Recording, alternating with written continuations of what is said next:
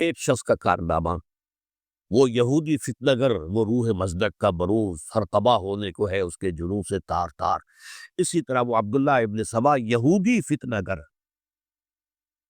آج اہل تشیع میں سے بعض حضرات کہتے ہیں کہ یہ عبداللہ ابن سبا یہ تو افسانوی شخصیت، اس کی حقیقت کوئی تھی ہی نہیں، حالانکہ ان کی اپنی کتاب میں رجال کشی کے اندر اس کا ذکر موجود ہے، اور یہ بھی موجود ہے کہ حضرت علی رضی اللہ تعالیٰ عنہ نے اپنے عہد خلافت میں اسے زندہ جلوایا ہے۔ اس کی وجہ کیا تھی؟ یہ آیا مدینے کے اندر اسلام کا لبادہ اوڑھ کر، جس نے چند عقیدوں کی اشاعت شروع کی۔ سب سے پہلے حضرت علی تو خدا ہے، گاڈ انکارنیٹ، اوتار کا تصور، جیسے ہندوؤں میں ہے رام چندر جی خدا کا اوتار، اور عیسائیت میں بھی پہلے گاڈ انکارنیٹ کا تصور تھا کہ حضرت مسیح خدا کا اوتار ہے، انکارنیشن آف گاڈ۔ تو اس نے کہا کہ حضرت علی تو خدا کا اوتار ہے، خدا ہے۔ نمبر دو، اس نے کہا کہ ہر نبی کا ایک وصی ہوتا ہے جس کے حق میں وہ وصیت کرتا ہے، تو حضور صلی اللہ علیہ وسلم کے وصی حضرت علی ہیں، لہذا خلیفہ تو اول وہ سے حضرت علی ہے، حضرت ابو بکر، حضرت عمر، حضرت عثمان یہ تو غاصب ہے، اور حضرت عثمان کی خلافت تھی اس وقت تو خاص طور پر۔ پھر اس نے جو قبائلی عصبیت تھی اسے بھڑکایا۔ پرانی جو عصبیت چل رہی تھی قریش کے اندر، وہ دو گھرانے ایک دوسرے کے بدلے مقابل تھے۔ دیکھیے، ایک ہوتا ہے قبیلہ، ایک ہوتا ہے گھرانہ۔ ہمارے پنجاب میں قبیلہ ہے وٹو قبیلہ، اس کے گھرانے بہت سے، مانے کے، لالے کے، سجے کے، شامد کے، یعنی کوئی لالا تھا ان میں سے بڑا، ان کے بیٹے ہو گئے لالے کے، ان کی اولاد، خاندان یہ کہلاتے ہیں۔ قبیلہ ایک، یہ وٹو قبیلہ۔ تو قبیلہ تھا قریش، اس میں گھرانے بہت تھے، بنو ہاشم، بنو امیہ، بنو تیم، بنو عدی، یہ بہت سے گھرانے تھے۔ تو جوٹی کے دو گھرانے جو تھے وہ بنو ہاشم اور بنو امیہ، ان کے درمیان چپقلش تھی، مقابلہ، مسابقت، اور یہ مسابقت فی الخیر بھی ہوتی تھی۔ اگر انہوں نے غریبوں کو کھانے کھلائے ہیں تو ہم ان سے بڑھ کر کھلائیں گے، اگر وہ حاجیوں کی خدمت کرتے ہیں تو ہم ان سے بڑھ کر کریں گے۔ تو ان کے اندر یہ مسابقت فی الخیر بھی تھی، لیکن چپقلش تھی کہ کوئی ہم سے آگے نہ نکل جائے، وہ سمجھتا تھا وہ آگے نہ نکل جائے۔ اس شخص نے اس پرانی عصبیت کو تازہ کیا کہ حضور تو بنو ہاشم میں سے تھے، لہذا خلافت حق ہے بنو ہاشم کا، یہ غاصب ہو۔ اس سے پہلے دو خلفاء جو تھے وہ نہ بنو ہاشم سے تھے نہ بنو امیہ سے تھے۔ حضرت ابو بکر بنو تیم میں سے تھے، چھوٹا قبیلہ تھا۔ حضرت عمر بنی عدی میں سے تھے، وہ بھی چھوٹا قبیلہ تھا۔ یہ حضرت عثمان پہلے خلیفہ جو بنو امیہ میں سے تھے، جن کی پرانی چپقلش بنو ہاشم سے تھی۔ اب اس کو موقع مل گیا کہ پرانی قبائلی عصبیت کو بھڑکائے۔ یہ ہے اصل میں اس فتنے کا پس منظر عبداللہ ابن سبا نے جو آ کر پھیلایا ہے، اور اس کی تفصیل میں اس وقت میں نہیں جا سکتا، کیسے یہ فتنہ پروان چڑھا، کیا انہوں نے اسٹریٹجی اختیار کی، کہ یہ کیا کرتے تھے، گروہ بنا کر بھیجتے تھے لوگوں کو، کوفے میں جاؤ تو وہاں پر دمشق کے گورنر کے خلاف اور مصر کے گورنر کے خلاف الزامات لگاؤ، اس نے یہ کیا، وہ غبن کر گیا، وہ یہ کر گیا، وہ خیانت کر رہا ہے، وہ رشتہ داروں کو پال رہا ہے، اور عثمان کے خلاف بھی تقریریں کرو رضی اللہ تعالیٰ عنہ۔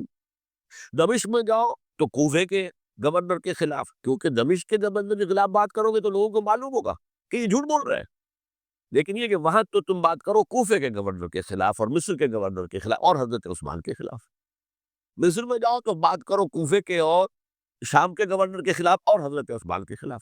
یہ انہوں نے ایسا اٹھایا، اور اس زمانے میں آپ کو معلوم ہے ذرائع رسل و رسائی تھے نہیں، نہ اس فتنے کی پتہ چل سکا جب تک کہ وہ فتنہ جو ہے پوری طرح برگو بار لا کر کراور درخت نہیں بن گیا۔ اس کے نتیجے میں حضرت عثمان رضی اللہ تعالیٰ عنہ شہید ہوئے، اور خلیفہ پھر حضرت علی رضی اللہ تعالیٰ عنہ کو انہی سوائیوں نے، جنہوں نے گھیراؤ کیا تھا، جنہوں نے حضرت عثمان کو شہید کیا ہے، یہی حضرت علی رضی اللہ تعالیٰ عنہ کے ارد گرد ہوئے۔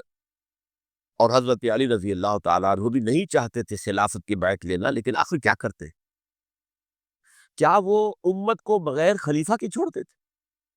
حضرت زبیر سے کہا گیا، انہوں نے نہیں مانا، ڈٹ کر دیوال۔ حضرت طلحہ سے کہا گیا، انہوں نے نہیں مانا، حضرت علی سے کہا گیا، اب عشرہ مبشرہ میں سے یہی تو تھے نا، لہذا انہوں نے تسلیم کر لیا، خلافت ہو گئی۔ لیکن اس کے بعد جو خانہ جنگی ہوئی ہے، اس خانہ جنگی کے نتیجے میں نوٹ کر لیجئے کہ 1,00,000 کے قریب مسلمان ایک دوسرے کی تلواروں اور نیزوں اور برچھیوں اور تیروں سے ختم ہو گئے، ہلاک ہو گئے۔ یہ ہماری تاریخ کا تاریک ترین باب ہے۔ 5 سال، 4.5 سال حضرت علی کی خلافت کے اور 6 مہینے حضرت حسن کی خلافت رضی اللہ تعالی عنہ۔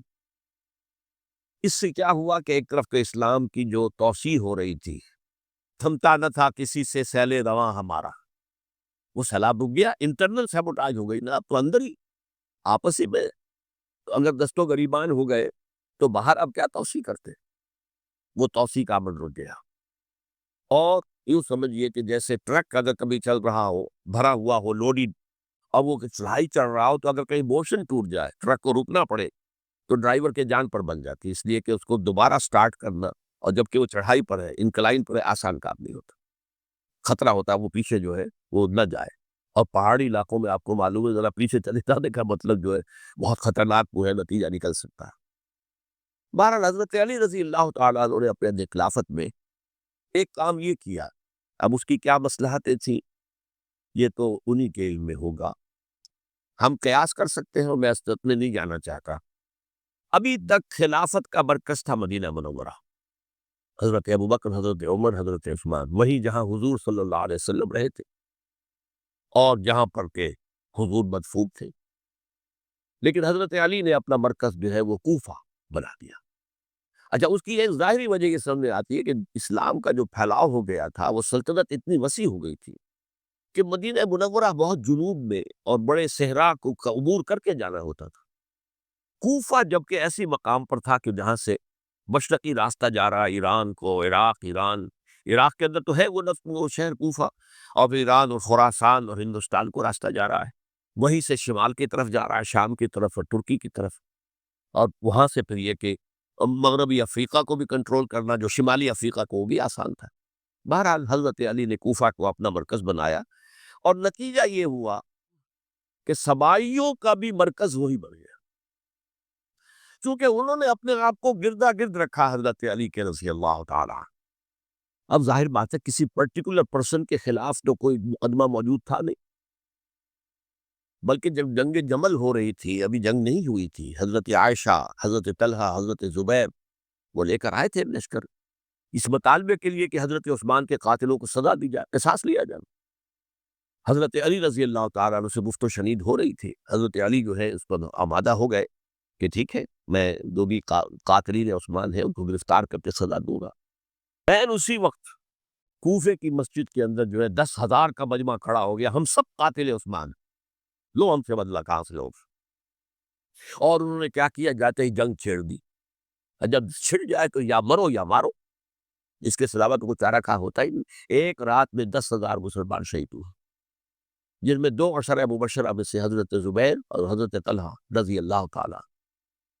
تو یہ صورت تھی، سبائیوں نے گھیراؤ کیا حضرت علی کا رضی اللہ تعالیٰ۔ حضرت معاویہ دعوے دار نہیں تھے خلافت کے، قتل نہیں، ان کا صرف ایک دعویٰ تھا، اور وہ یہ تھا کہ عثمان کے قاتلوں کو گرفتار کرو، یا پھر سزا دو یا ہمارے حوالے کرو، ہم اس سے قصاص دیں گے۔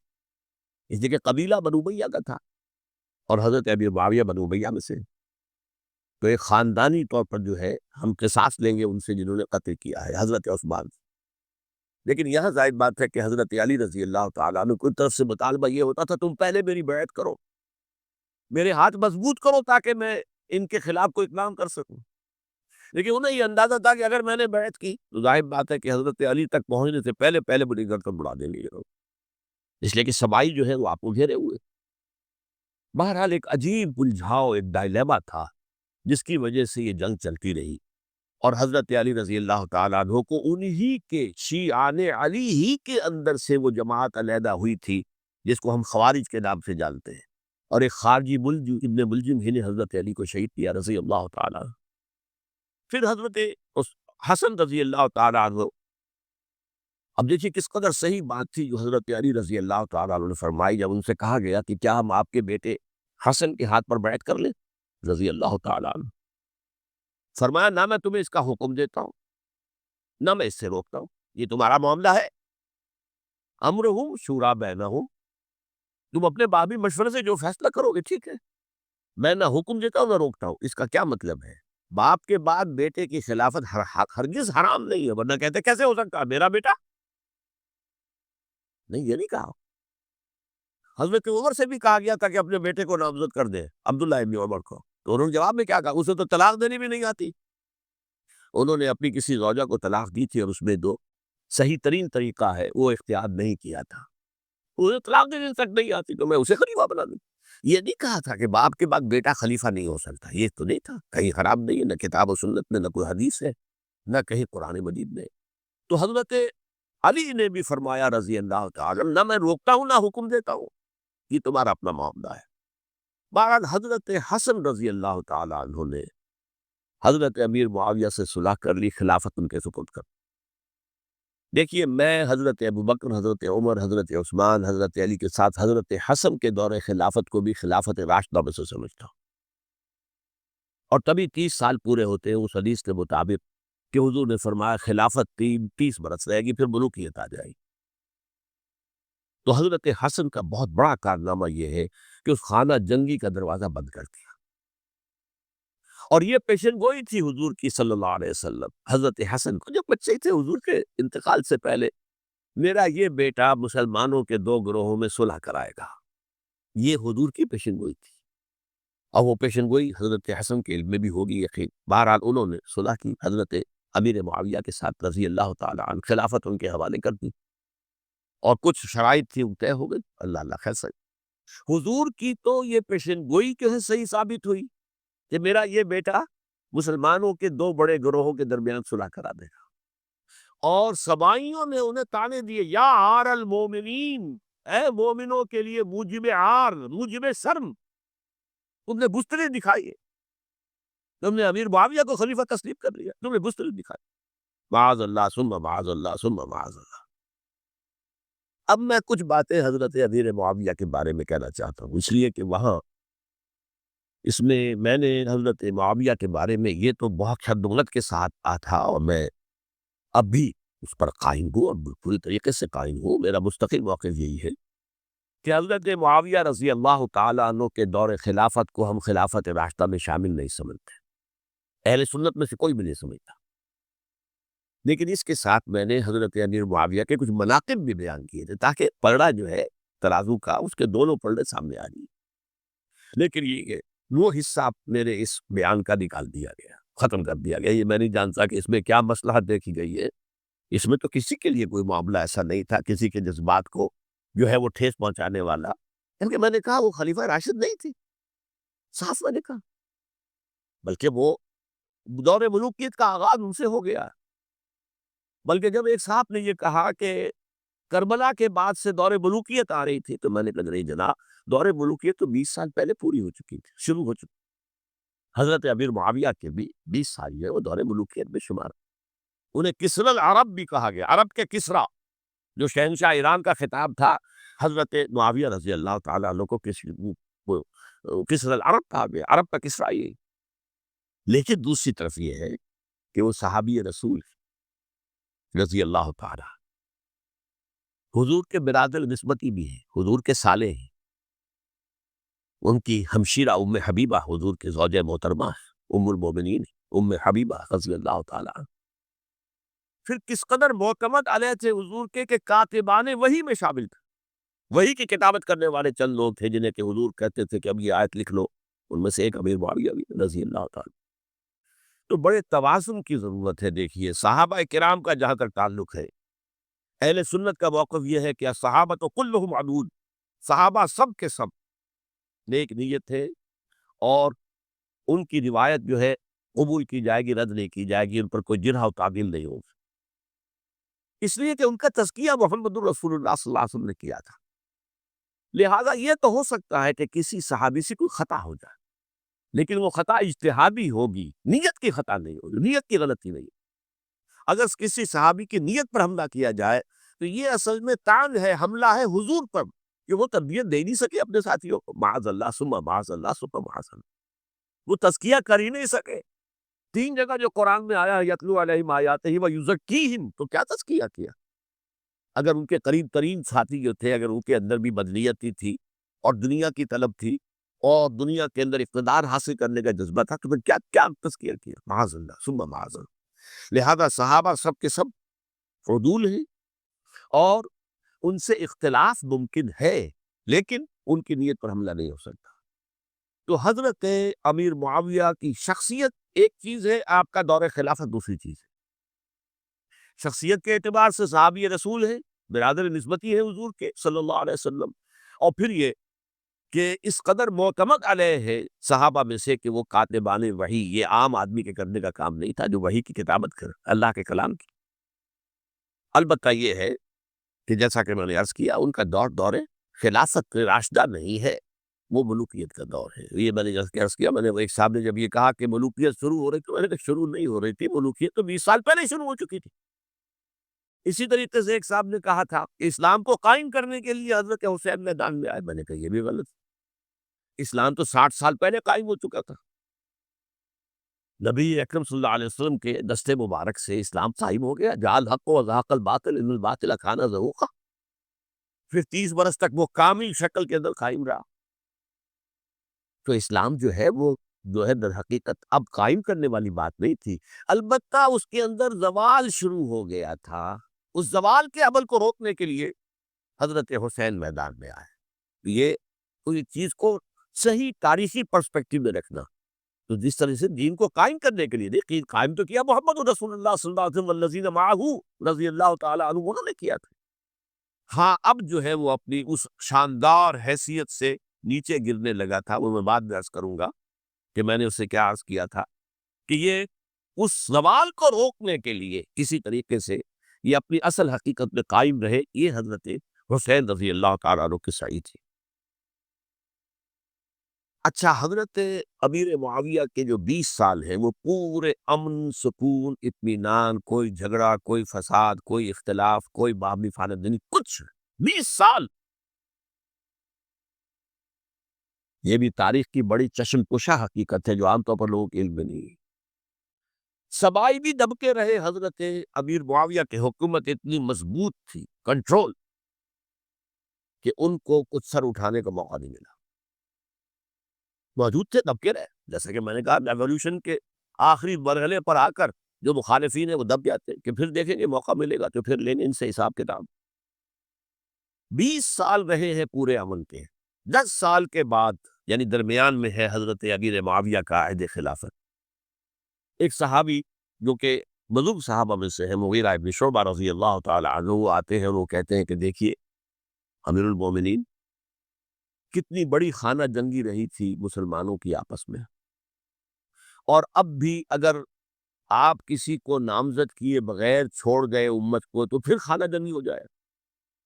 1 لاکھ اس وقت جو ہے وہ ہلاک ہوئے تھے، نہ معلوم اب کتنے ہلاک۔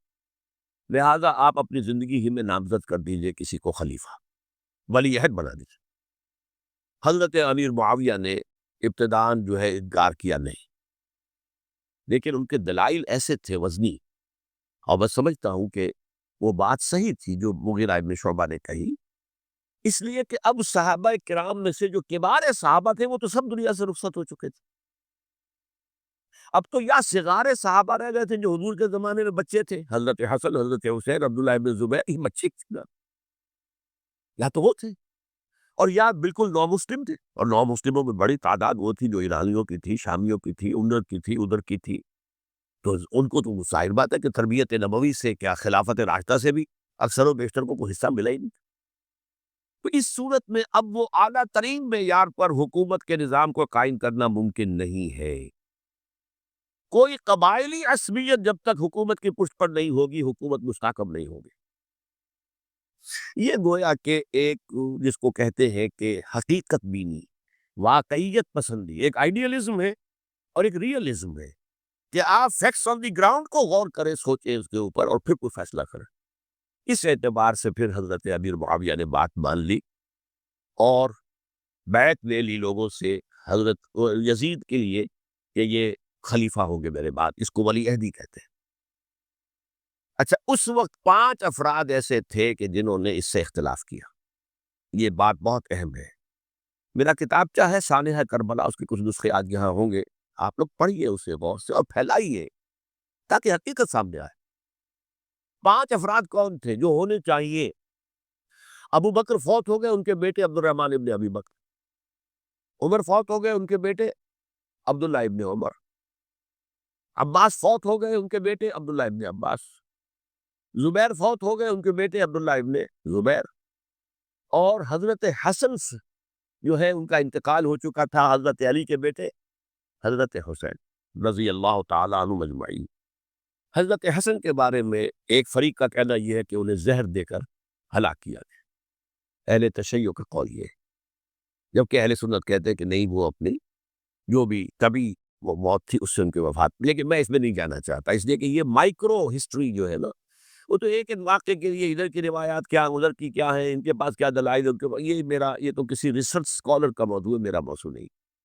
لیکن بہرحال یہ 5 حضرات تھے جنہوں نے ولی عہدی کی بیعت نہیں کی، لیکن حضرت معاویہ اتنے حلیم الطبع انسان تھے، انہوں نے جبر نہیں کیا، کوئی تشدد نہیں کیا۔ ٹھیک ہے، ولی عہدی کی بیعت نہیں کر رہے، کوئی بات نہیں، میری بیعت تو کی ہوئی ہے نا، ابھی تو میں زندہ ہوں، بات ختم ہو گئی، میری بیعت کو تو نہیں توڑا انہوں نے، فسخ بیعت نہیں کی۔ اس اعتبار سے انہوں نے نہ کوئی تشدد کیا، نہ جبر کیا، نہ کوئی معاوضہ کیا۔ لیکن جب امیر معاویہ کا انتقال ہو گیا، اب ولی عہدی کی بجائے وہ اب خلافت کی بیعت کی، سب لوگوں نے بیعت کر لی۔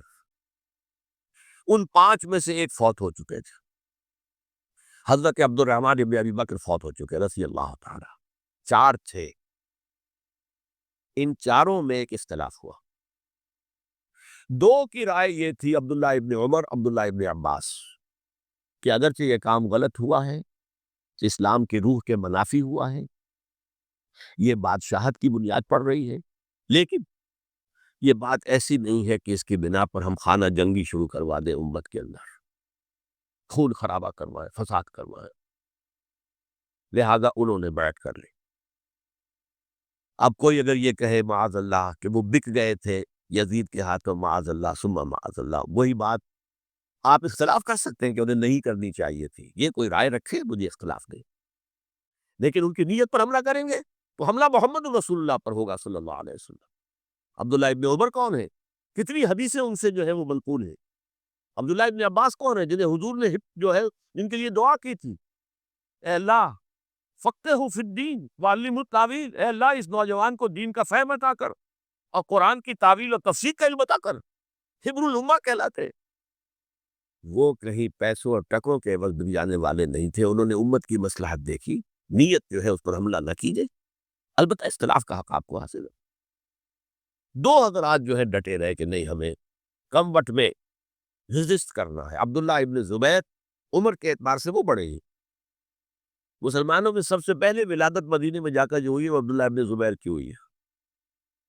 ہجرت کر کے جب مہاجرین وہاں پہنچے، کچھ عرصے تک کسی کے یہاں کوئی اولاد نہیں ہوئی، تو لوگوں نے تانے دینے شروع کر دیے کہ معلوم ہوتا ہے کہ یہاں آ کر یہ مکے کے رہنے والے جو ہے کمزور ہو گئے ہیں، ان کے یہاں اولاد ہی نہیں ہو رہی۔ پھر عبداللہ ابن زبیر کی ولادت ہوئی ہے، یہ حضرت ابو بکر کے نواسے ہیں، حضور کی زوجہ محترمہ حضرت عائشہ کی بہن، حضرت دیکھیے ابھی نام نکل گیا ہے جی، حضرت اسماء رضی اللہ تعالی عنہ ادہما، یہ ان کے صاحبزادے ہیں، حضرت زبیر کے بیٹے۔ ان کا فیصلہ ہوا کہ ہمیں رجسٹ کرنا ہے کم وقت میں، ایٹ اینی کاسٹ۔ حضرت حسین ابن علی رضی اللہ تعالی عنہما کا بھی فیصلہ ہوا کہ ہمیں رجسٹ کرنا ہے کم وقت میں۔ البتہ ان میں بھی ایک اختلاف ہو گیا، یعنی یہ 2 تو جڑے رہے، ان 2 میں اختلاف ہو گیا۔ عبداللہ ابن زبیر کا کہنا یہ تھا کہ ہمیں حجاز میں رہنا چاہیے، یہ سرزمین ہے جس میں نبوت کی برکات سب سے زیادہ ہے، یہاں ہم مضبوط قلعے کے اندر ہیں، ہمیں یہاں سے جو ہے رجسٹ کرنا چاہیے اور ختم کرنا چاہیے اس نظام کے اندر جو خرابی آ گئی ہے۔ حضرت حسین رضی اللہ تعالیٰ عنہ کے پاس خطوط کا تانکہ بنا ہوا تھا، کوفے سے لوگ خط لکھ رہے تھے، آئیے آئیے آئیے، ہم آپ کے ہاتھ پر بیعت کریں گے، ہم آپ کے ہاتھ پر بیعت کریں گے، ہم آپ کے ہاتھ پر بیعت کریں گے۔ یہی وہ کوفہ جو حضرت علی کا دارالخلافہ رہا تھا اور جو پھر سبائیت کا گڑھ بن گیا تھا۔ چنانچہ حضرت حسین نے حضرت مسلم بن عقیل کو بھیجا وہاں پر کہ میرے نمائندے کی حیثیت سے جا کر وہاں پر بیعت لو۔ 10-12 ہزار افراد نے بیعت کر لی، لیکن اس کے بعد یزید کی طرف سے گورنر بنا کے بھیجا گیا ابن زیاد کو۔ ابن زیاد نے آ کر جو تشدد کیا اور سختی کی تو سب کے سب بیعت توڑ کر اور سب منحرف ہو گئے. مخلصین تو وہ تھے نہیں. الکوفی لایوفی، کوفی جو ہے وہ تو کوئی وعدہ وفا کرنے والا ہوتا ہی نہیں. بیعت توڑ دی.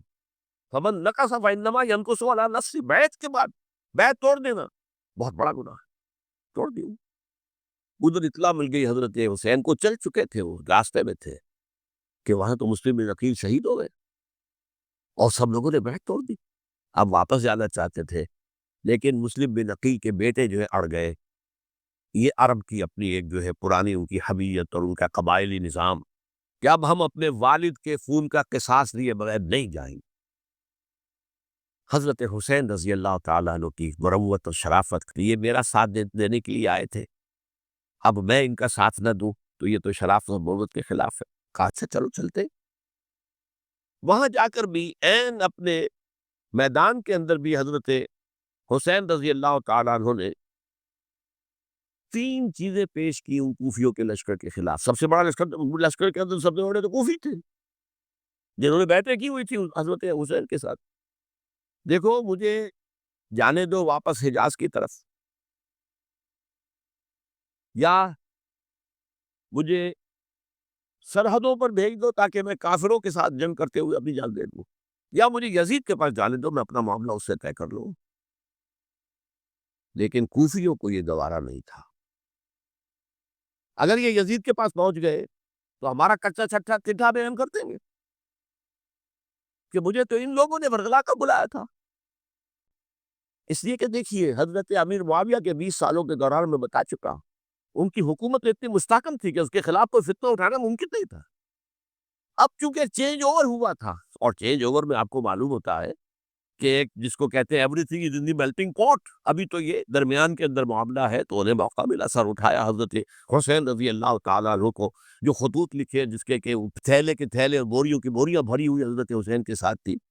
وہ کہا کہ آئیے ہم آپ سے بیعت کریں گے. انہوں نے نہیں مانا. اور اصل میں حضرت حسین کے قاتل وہ کوفی، وہ بزدل، وہ منافق جنہوں نے بیعت کر کے بیعت توڑی. اور اب وہ آ گئے کہ اگر یہ حسین رضی اللہ تعالیٰ عنہ بچ کر کہیں یزید کے پاس پہنچ گئے تو پھر ہمارا کچا چٹھا جو ہے وہ سامنے آ جائے گا اور ہماری پھر شامت آ جائے گی. لہٰذا انہوں نے قتل کیا حضرت حسین کو رضی اللہ تعالیٰ. ایک بات جو علامہ ڈاکٹر قلب صادق نے فرمائی، اور مجھے میرے علم میں یہ بات پہلے نہیں تھی، وہ یہ کہ حضرت حسین کے قتل کا فتویٰ ایک بہت بڑے مفتی نے لیا تھا. یہ بات بھی ذرا سمجھ لیجیے.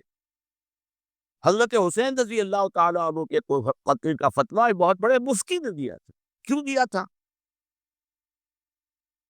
اس لیے کہ حضور کی احادیث موجود ہیں کہ جب ایک شخص کی ایک خلیفہ کی بیعت ہو جائے تو دوسرا اگر کھڑا ہو تو اسے قتل کر دو. کھلی حدیث. اسی لیے ایک بہت بڑے مفسر بھی ہے، فقیہ بھی ہے، قاضی ابن العربی رحمۃ اللہ علیہ. ایک ابن عربی ہے الف لام کے بغیر، ابن عربی، وہ بہت بڑے صوفی ہیں، فلسفی ہیں، اندلس کے ہیں. یہ قاضی ابن العربی ہیں جنہوں نے قرآن کی ایک تفسیر لکھی ہے اس اعتبار سے کہ صرف ان آیات کی تفسیر جن سے کہ فقہی احکام جو ہے ان کا استنباط ہوتا ہے. یہ 2 تفسیریں اس طور سے لکھی گئی ہیں قرآن مجید کی. احکام القرآن ان کا نام ہے دونوں کا.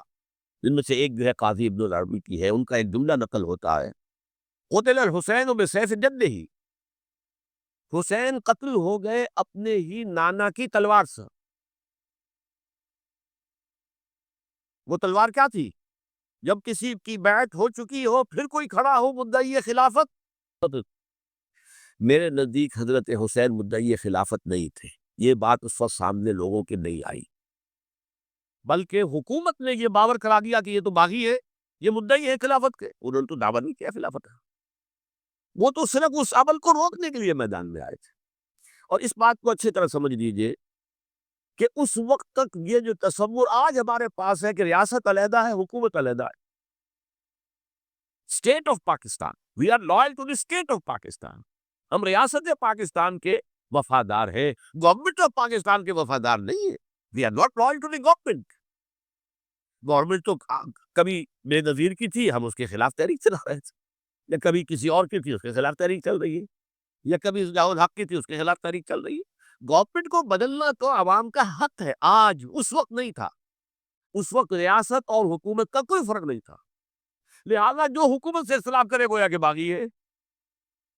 یہ ہے اصل میں وہ پیچیدہ مسئلہ کہ کیوں کسی مفتی نے فتویٰ دے دیا، اس لیے کہ اس وقت تک ریاست اور حکومت کا فرق واضح نہیں تھا دنیا پر۔ یہ تو ابھی کچھ 100-150 سال کی بات ہے کہ آج ہمارا جو پولیٹیکل سائنس کا ایولیوشن ہوا ہے وہ اس اسٹیج تک پہنچ گیا ہے کہ اسٹیٹ علیحدہ ہے، حکومت علیحدہ ہے۔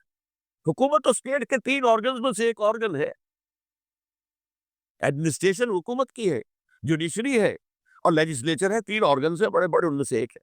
تو حکومت کو بدلنا تو عوام کا حق ہے، چاہے وہ ووٹ کے ذریعے بدلے چاہے ایجیٹیشن، اگر پرامن ایجیٹیشن ہے اس سے حکومت کو بدلنے کا حق حاصل ہے دستوری طور پر ہر اعتبار سے۔ اس وقت یہ نہیں تھا، لہذا صورتحال یہ بن گئی کہ حکومت وقت نے باور کرا دیا مسلمانوں کو، ورنہ سوچئے نواسۂ رسول کو قتل کرنا کوئی آسان کام تھا؟ آخر سب کلمہ گو تھے کہ نہیں تھے؟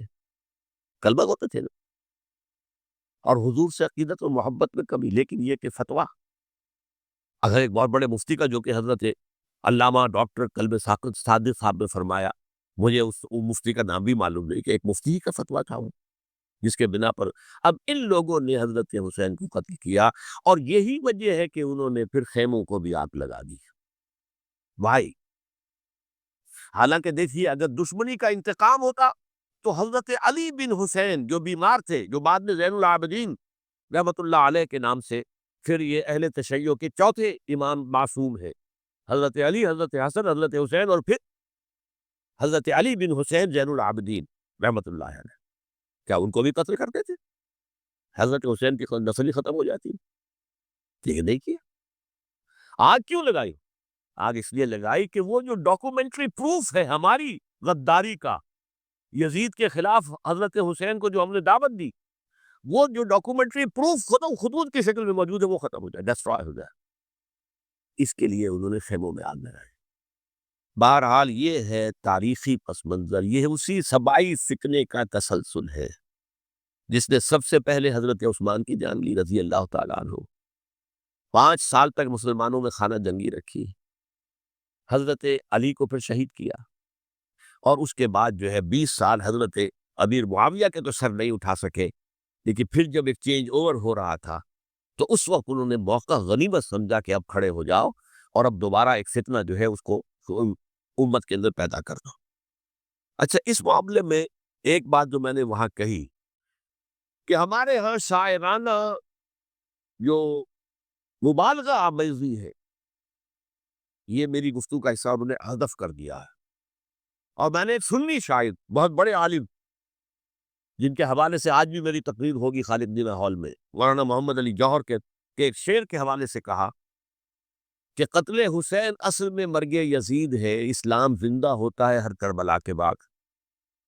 میں نے کہا بالکل محمل شعر ہے، اسلام مرا ہی نہیں تھا، زندہ ہونے کا کیا سوال؟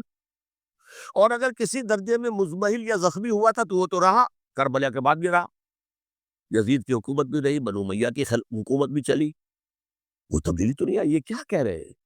اسلام زندہ ہوتا ہے کربلا کے بعد۔ میں نے کہا اسلام مرا نہیں تھا، جیسے میں نے یہ کہا کہ ملوکیت جو ہے وہ اب شروع نہیں ہوئی، ملوکیت تو 20 برس پہلے شروع ہو چکی تھی حضرت امیر معاویہ کے، لیکن ظاہر بات ہے کہ حضرت حسن نے، حضرت حسین نے اس کو قبول کیا، اور حضرت حسین نے تو پھر 10 سال تک ولی عہدی جو تھی چاہے بیعت نہیں کی لیکن اس کے خلاف میدان میں آتے چیلنج تو نہیں کیا۔ اس اعتبار سے یہ معاملہ جو ہے اسلام زندہ ہوتا ہے کربلا کے بعد، یہ بے تکی بات ہے۔ ہاں، حضرت شاہ اسماعیل شہید رحمت اللہ علیہ کی اگر میں تشبیہ کو، تمثیل کو سامنے رکھوں تو اسلام کی عمارت 6 منزل ہے، 6ٹھی منزل ٹاپ کی وہ گر گئی، 5 منزلیں انٹیکٹ تھیں، اسلام مرا نہیں تھا۔ عدالت میں شریعت کے مطابق فیصلے ہو رہے تھے، قاضی تھے، مفتی تھے، شریعت نافذ تھی، اسلام کیا مرا تھا؟ جبکہ خود کہہ رہے ہیں علامہ کلب صادق کے ایک مفتی کے فتوے سے ہی حضرت حسین کو قتل کیا گیا۔ اب وہ مفتی کی رائے، اس کی بدنیتی ہو جو بھی ہو وہ جانے، اللہ جانے، لیکن عام مسلمان کیا کرے؟ اس پہلو سے اسلام مرا نہیں تھا. ہاں ایک منزل گر گئی تھی، وہ گری نہیں، 1000 برس تک گری نہیں، یہاں تک کہ آ کر مغربی امپیریلزم نے اس کے گرایا، ملوکیت کا معاملہ ختم کیا، اور وہ جبرین ملوکیت دوسری آ گئی. ورنہ وہی سب بادشاہی چلی ہے. بلکہ دور بنو امیہ میں وہ بادشاہی پوری طرح اس نے بالوں پر نہیں نکالے تھے، اصل بالوں پر تو اس نے نکالے ہیں دور بنو عباس میں آ کر. اور پھر سلاطین جو ہے ترک، جو ترک خلفاء ہے، ان کا بھی بادشاہت تھی، اور کیا تھا، وہ خلافت تو نہیں تھی. تو یہ تو اسلام میں جو بھی نقص واقع ہو گیا تھا، کبھی واقع ہو گئی تھی، وہ جو کی تو برقرار رہی. اس کو بھی تسلیم کیا. میں اللہ کا شکر ادا کر کے کہتا کہ دونوں حضرات، دونوں شیعہ دانشور اور بڑی اعلیٰ سطح کے جو شیعہ عالم تھے، انہوں نے اس بات کو تسلیم کیا اور میری اس بات کو چیلنج نہیں کیا.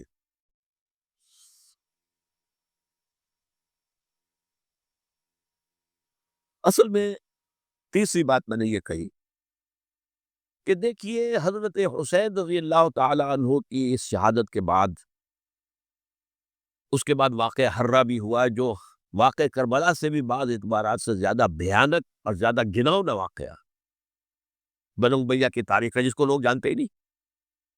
مدینے کے کچھ لوگوں نے بغاوت کی اور انہوں نے اس کے خلاف فوج بھیجی، اور فوج کو جب مدینہ فتح کر لیا، 3 دن کے لیے حلال کر دیا، جو چاہو کرو، یہاں جسے چاہو مارو، جسے چاہو لوٹو، جس کا گھر چاہو برباد کرو، جس عورت کو چاہو ریپ کرو. اور یہ مدینہ کے نبی کے اندر ہوا. تو کاٹ کھانے والی ملوکیت کے اندر بہت سے واقعات ہوئے. عبداللہ ابن زبیر کھڑے ہوئے، انہوں نے حکومت قائم کی تھی، لیکن یہ کہ وہ تو 6 سال کے لیے کامیاب بھی رہے، ایک حکومت قائم کی، بنو امیہ کے ہاتھ پر بیٹھ نہیں کی، بالآخر ان کی حکومت بھی ختم ہو گئی. پھر حضرت زید کھڑے ہوئے، انہوں نے بغاوت کی، وہ بھی ناکام رہ گئے. پھر بنو عباس میں کھڑے ہوئے حضرت نفس زکیہ، حضرت حسن رضی اللہ تعالیٰ عنہ کے اولاد میں سے، وہ بھی ناکام ہو گئے، شہید ہو گئے. پھر یہ سمجھ لیا گیا کہ اب یہ جہاں تک 6ٹھی منزل ہے، وہ تو دوبارہ تعمیر نہیں ہو سکتی. یہ تو جس کی لاٹھی اس کی بھینس، جس کے پاس طاقت ہوگی اس کی حکومت ہو، جس کا قبیلہ زیادہ قوی ہوگا، جس قبیلے میں زیادہ عصبیت ہوگی، مضبوط ہوگا، متحد ہوگا، طاقتور ہوگا، اسی کی حکومت ہوگی. البتہ اس کے نیچے لوگوں کے اخلاق کی اصلاح کرو. صوفیاء کرام نے وہ کام اپنے ذمے لیا، اور بالکل وہی کام ہے کہ جو ائمہ اہل بیت کرتے رہے. حضرت حسن کی اولاد میں پھر حضرت علی بن حسین رضی اللہ تعالی، حضرت حسین کی اولاد میں پھر امام محمد باقر، امام محمد جعفر صادق، اور اس کے بعد بھی 5 اور. کسی نے بغاوت کی. جیسے علماء کرام کام کر رہے تھے اور جیسے صوفیاء کرام کام کر رہے تھے، ایسے ہی وہ مسلمانوں کی علمی تربیت، روحانی تربیت و تزکیہ کر رہے ہیں. کسی نے حکومت کو چیلنج نہیں کی. نوٹ کر لیجیے اس بات. حضرت علی نے بھی چیلنج نہیں کیا تھا، حضرت حسن نے چیلنج نہیں کیا، خود صلح کر لی. تو ائمہ اہل بیت جو 12 یہ گنتے ہیں، جن میں سے آخری جو ہے حضرت مہدی کو تو ابھی ظاہر ہونا ہے، ان کے عقیدے کے مطابق وہ روح پوش ہے، وہ ظاہر ہوں گے.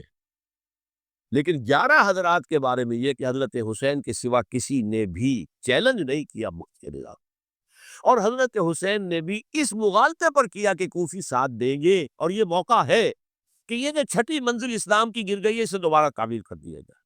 انہوں نے خلافت کا دعویٰ نہیں کیا تھا، یہ انہیں عوام کو مغالطے میں مبتلا کیا گیا کہ یہ خلافت کا مدعی ہو کر سامنے آیا.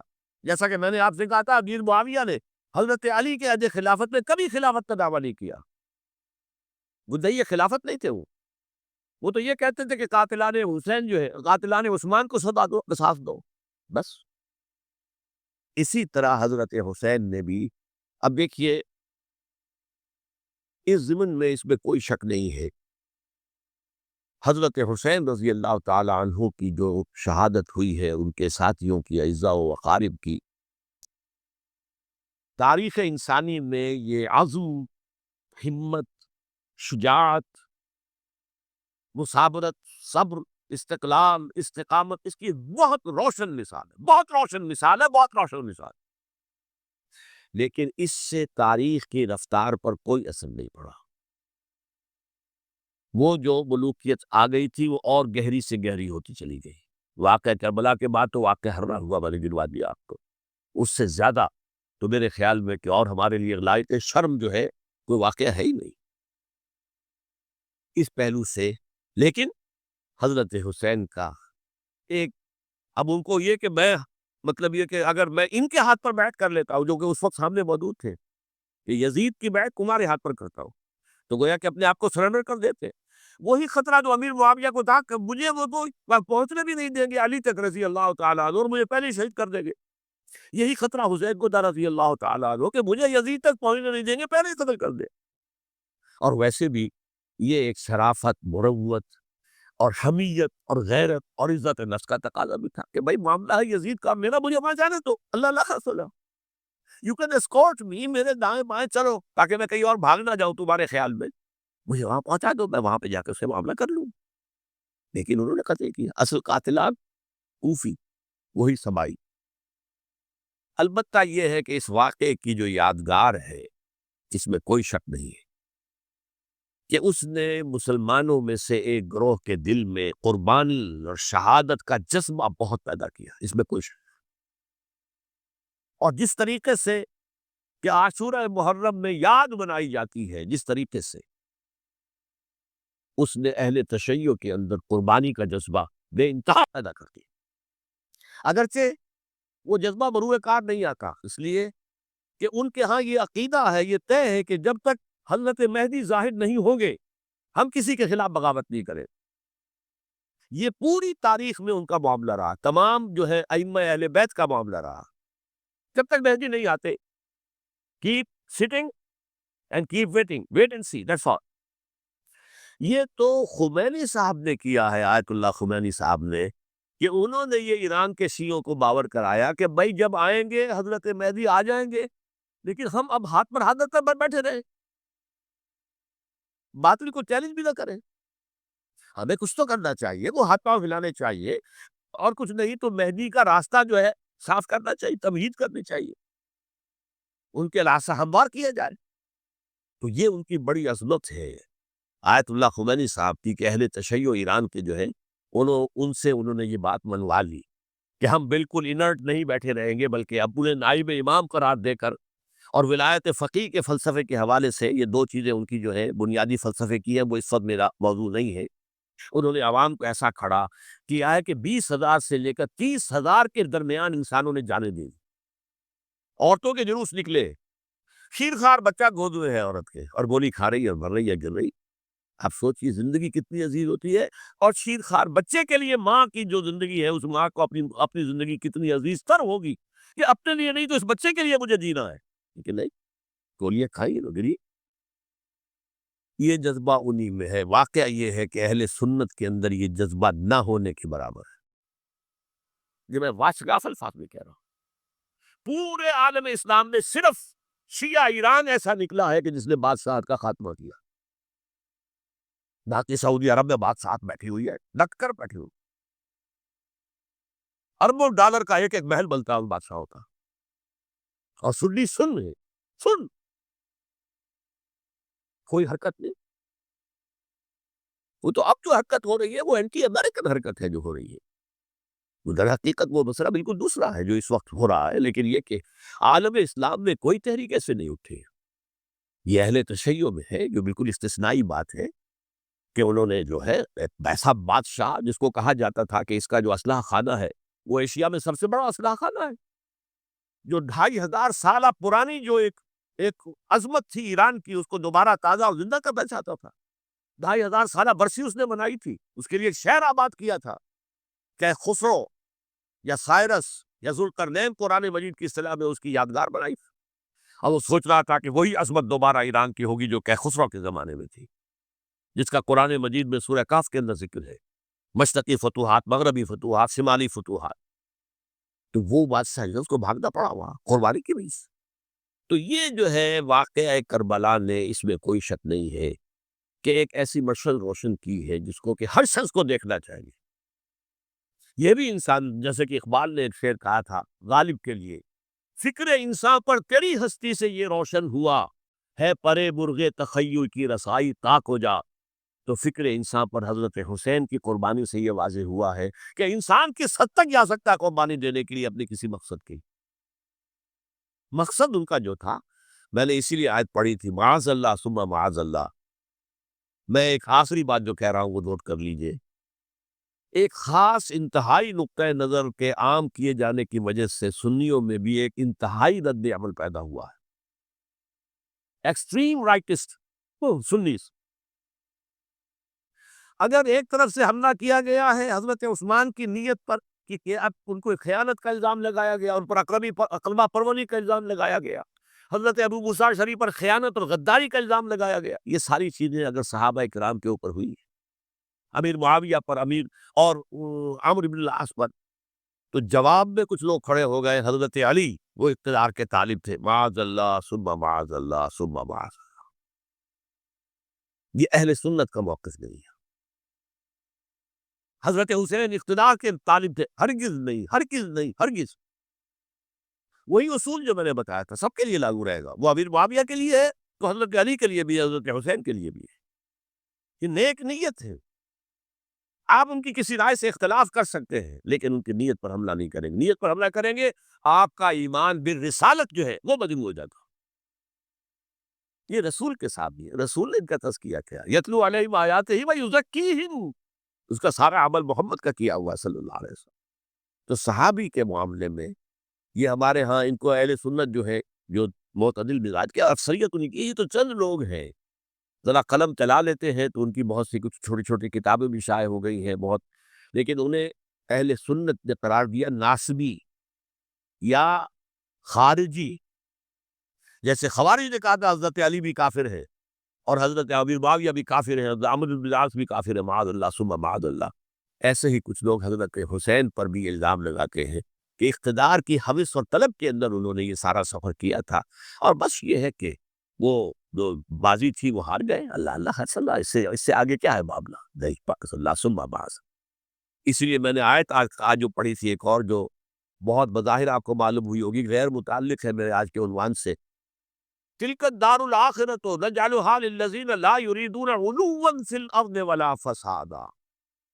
یہ سورہ قصص کے آخری آیات میں سے. دیکھو یہ آخرت کا گھر جو ہے وہ ہم خاص کر دیں گے ان لوگوں کے لیے جو اس زمین میں اپنے اقتدار کے طالب نہیں ہوتے.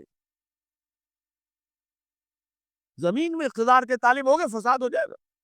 تم بھی طالب، میں بھی طالب، جھگڑا ہوگا، لڑائی ہوگی، دنگا ہوگا، فساد ہوگا. تلک الدار الاخرۃ نجعلھا للذین لا یریدون علوا فی الارض ولا فسادا. جو لوگ زمین میں اپنے اقتدار کے طالب اور اس کے نتیجے میں فساد پیدا کرنے والے نہیں ہیں، ان کے لیے ہم نے آخرت کا گھر خاص کیا ہے. والعاقبۃ للمتقین، اور عاقبت جو ہے، انجام کار، آخرت جو ہے وہ تو متقیوں کے لیے ہے. اسی میں آئیں گے سب صحابہ کرام، خواہ وہ حضرت علی ہے رضی اللہ تعالیٰ عنہ، اور خواہ وہ حضرت امیر معاویہ ہیں، حضرت عثمان ہے رضی اللہ تعالیٰ عنہما، خواہ حضرت حسن ہے، حضرت حسین ہے رضی اللہ تعالیٰ عنہما، خواہ عبداللہ ابن زبیر ہے، خواہ عبداللہ ابن عباس ہے، خواہ عبداللہ ابن عمر ہے رضی اللہ تعالیٰ عنہم اجمعین. اس اصول کو سامنے رکھ کر اختلاف آپ کر سکتے ہیں کسی سے بھی، لیکن کسی کی نیت پر حملہ کریں گے تو اصل میں آپ کا ایمان بالرسالت مجروح ہو جائے گا. علی کو نبی اکرم صلی اللہ علیہ وسلم نے اپنا نائب بنا کر چھوڑا تھا جب غزوہ تبوک میں جا رہے تھے مدینے میں. حضرت علی نے کہا بھی کہ مجھے آپ عورتوں کے ساتھ بٹھا کے جا رہے ہیں. فرمایا تمہارا مقام میرے ساتھ وہی ہے جو موسیٰ کے ساتھ ہارون کا تھا.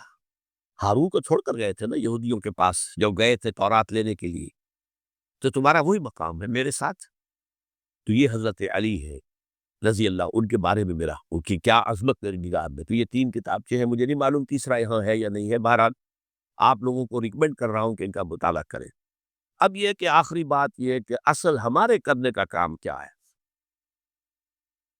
دیکھیے کیوں نہیں کیا کسی نے بھی خروج کا معاملہ وہ میں واضح کر چکا ہوں، بغاوت نہیں کی. کیوں؟ ایک تو ریاست اور حکومت میں فرق نہیں تھا، ذرا کھڑا ہو اور وہ باغی قرار پائیں گے، واجب القتل ہو جائے گی، فتوے کی زد میں آ جائے. یہ معاملہ تھا. اور دوسرے یہ کہ عمارت پوری گری نہیں تھی، ایک منزل گری تھی نا. آج ہم کہاں کھڑے ہیں؟ پوری عمارت گری ہوئی ہے. نہ شرعی عدالتیں ہیں، نہ شرعی فیصلے ہیں. نہ احکام الہی نافذ ہے، نہ حدود اور قصاص کے معاملات ہے، کچھ بھی نہیں۔ ہمارا فرض کیا ہے؟ حضرت حسین کی مدح کرتے رہیے، تعریف کرتے رہیے، صحابہ کرام کی مدح کرتے رہیے، مدح صحابہ، اس کے لیے مجلسیں قائم ہو رہی۔ بھائی کر کیا رہے ہو؟ تھے تو آبا وہ تمہارے ہی، مگر تم کیا ہو؟ ہاتھ پر ہاتھ دھرے منتظر فردا ہو۔ تلک امت قد خلت لہا ما کسبت ولکم ما کسبتم۔ وہ تو ایک امت تھی جو چلی گئی، اللہ کے ہاں پہنچ گئے، جو کچھ انہوں نے کمایا وہ ان کے لیے، تمہارے لیے نہیں ہے، تمہارے لیے وہ ہوگا جو تم کماؤ۔ ہمارے لیے راستہ اب یہی ہے کہ خلافت راستہ کے مکمل نظام کو اثر نو قائم کرنے کے لیے منہج انقلاب نبوی کو اختیار کرے۔ میری کتاب اس پر، کیسٹس اس پر، آڈیو کیسٹس، ویڈیو کیسٹ، سی ڈیز، نہ معلوم ڈی وی ڈی، سب کچھ موجود۔ سیرت النبی پر تو میں عرض کر چکا ہوں، فلسفہ سیرت النبی سمجھنا ہے تو میری کتاب پڑھیے، ورنہ سیرت النبی آپ پڑھ لیں گے، واقعات معلوم ہو جائیں گے، فلسفہ سیرت سامنے نہیں آئے، اس کا آپ مطالعہ کریں گے میری کتاب سے۔ اور دوسرے یہ کہ یہ خلافت قائم کرنے کے لیے جو جد و جہد ہم کر رہے ہیں، تحریک خلافت پاکستان جس کا میں داعی ہوں ادنا سا، وہ تنظیم نہیں ہے، میں اس کا امیر نہیں، وہ ایک تحریک ہے۔ جیسے تحریک پاکستان کہلاتی تھی، جس کی تنظیم تھی مسلم لیگ، پارٹی کا نام مسلم لیگ تھا، لیکن تحریک پاکستان۔ اس طرح تحریک خلافت پاکستان وہ ہم نے چلائی ہے تنظیم اسلامی کے تحت۔ یہ خلافت جب پہلی چلی تھی آج سے 84 سال قبل، نومبر 1921 میں خالد جینا ہال میں وہ مقدمہ چلا تھا، جس کے نتیجے میں بڑے بڑے جو لیڈر تھے ہمارے، مولانا محمد علی جوہر اور مولانا حسین المدنی، مولانا ابوالکلام آزاد، ان سب کو 2 سال کی قید کی سزا سنائی گئی تھی، بغاوت، مقدمہ بغاوت، یہ خالد جینا ہال ہے۔ اسی میں سن 91 یا 92 میں نے 3 دن تقریریں کی تھی، جن میں آج سے پھر میں 3 تقریریں کرنے والا ہوں، ایک آج شام کو، ایک کل شام کو رات 9 بجے، آج بھی کل بھی، ایک پرسوں اتوار کی صبح کو 10 بجے ہے، کیا 11 بجے۔ تو ان میں آپ حضرات شرکت فرمائیں، تاکہ اصل جو ہمارے کرنے کا کام ہے، تاریخ کو بھی سمجھنا چاہیے، تاریخ کے عوامل کیا ہیں، کیا پس پردہ عوامل کار فرما تھے، کیا کسی شے کی اصل حقیقت ہے، وہ سمجھنا چاہیے۔ لیکن یہ ہے کہ اس اعتبار سے میں نے جب یہ لفظ استعمال کیا تھا اس مذاکرے میں، لپ سروس، کہ یہ ہم صرف لپ سروس کرتے رہے، مدح بیان کرتے رہے، ملکبت بیان کرتے رہے، حضور کی نعتیں کہتے رہے، اس سے تو بات نہیں بنے گی جب تک کہ وہ فرض منصبی شہادت علی الناس کا جو ہمارے ذمے ہے بحیثیت امت محمد صلی اللہ علیہ وسلم، اس کو ادا نہ کرے۔ مجھے خوشی ہے کہ اس کی بھی تائید دونوں حضرات نے کی، ہاں یہ لپ سروس کا معاملہ ہے، اللہ تعالی حضرت حسین کے نقش قدم پر چلتے ہوئے، بلکہ اصل میں تو ہمارے لیے اسوہ رسول ہے محمد صلی اللہ علیہ وسلم، اس پر چلتے ہوئے ہم پاکستان میں اسلام کا نظام خلافت قائم کرنے کی جد و جہد کریں۔